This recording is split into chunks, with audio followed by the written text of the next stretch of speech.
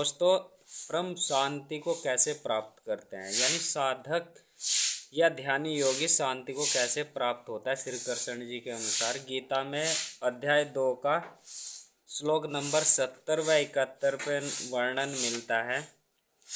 यानी शांति या संयमी मनुष्य की जो कल्पना की है वह समुद्र के समान बताई है। कैसे?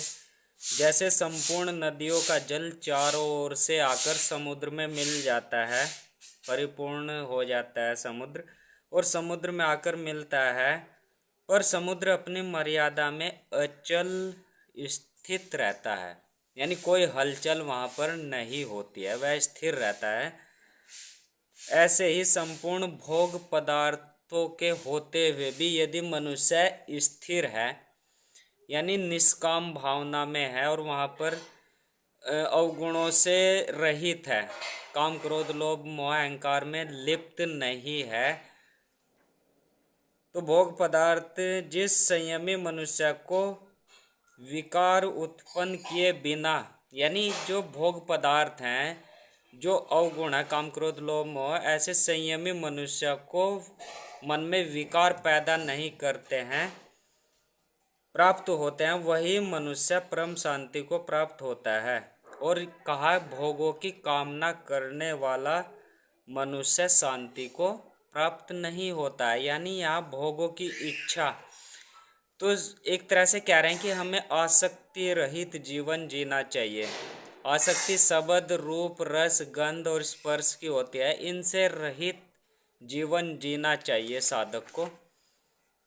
और आगे कहा, जो मनुष्य संपूर्ण कामनाओं का त्याग करके, श्लोक नंबर 71 है, जो मनुष्य संपूर्ण कामनाओं इच्छाएं या आसक्तियों का त्याग कर देता है, इस प्रार रहित ममता रहित, देखिए यहाँ पर ममता रहित यानी मोह का जो बंधन होता है ना, कि ये मेरी माता है, ये मेरा पिता है, ये मेरा भाई है, ये मेरी पत्नी है, ये बेटा है, तो मोह ममता रहित जीवन जीने के लिए श्री कृष्ण जी कह रहे हैं। और ऐसा भी नहीं कह रहे हैं कि आप घर छोड़ करके विरक्त होकर के जंगलों में चले जाएं।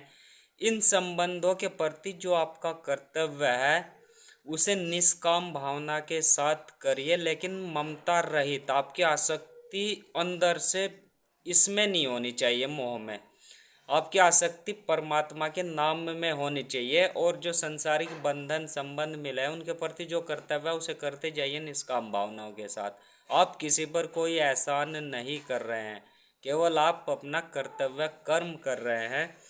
तो कह रहे हैं इस प्रार रहित, ममता रहित और अहंता रहित, यानी अहंकार से रहित जीवन जिए आचरण करता है, वह शांति को प्राप्त होता है। अब यहाँ शांति से तात्पर्य है ध्यान योगी की गहन समाधि से। जो व्यक्ति ध्यान के साथ साथ में आसक्ति रहित ममता रहित इस प्रार रहित जीवन व्यतीत करता है निष्काम भावना के साथ में, तो उसे गहन समाधि परम शांति इसी मनुष्य शरीर के द्वारा मिल जाती है। आत्मा की मर्यादा है, जैसे सागर की मर्यादा है शांत रहना, ऐसे ही जो इस शरीर के अंदर आत्मा है उसकी मर्यादा है निष्काम भाव से जीवन जीने की, यानी निष्काम भाव में रहना, सुख दुख में समभाव रहना, आसक्ति रहित जीवन जीने के लिए साधक का जो कर्तव्य होता है वह आसक्ति रहित जीवन को जीता है। ममता रहित और स्पृहा रहित अहंकार रहित जीवन साधक जीते हैं। तो आइए इस ओर बढ़े। और ऐसा नहीं है कि कोई विशेष ही होते हैं, हम सभी लोग इस ध्यान योग वाली अवस्था को अपना सकते हैं, विधि को अपना सकते हैं। और जब हम गहन ध्यान योग की गहन समाधि में पहुंच जाते हैं इस तरह के जीवन जीते हुए, तो हम परम शांति को, परम सुख को, परम आनंद को प्राप्त कर लेते हैं। आइए इस ओर बढ़े। सतनाम सत साहिब।